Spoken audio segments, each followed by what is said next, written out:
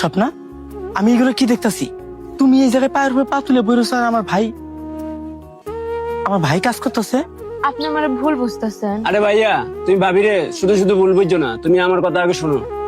এই বেয়াদব, চুপ। তুই এগুলো কি করতেছিস ভাই? তোর ভাবি এনে পায়ের উপরে পা তুলে বইরছ আর তুই একদম পোলা মানুষ হয়ে এগুলো কাটতেছস। মানুষ দেখলে তো আমার মান সম্মান কিছুই থাকবো না। এগুলো কেন করতেছস ক? ভাইয়া, একটা কথা আছে, শুনলে তুমি অনেক খুশি হইবা। আচ্ছা ক, কি কথা দি শুনি। শোনো ভাইয়া, ভাবি তো মা হইব, তুমি তো বাবা হইবা।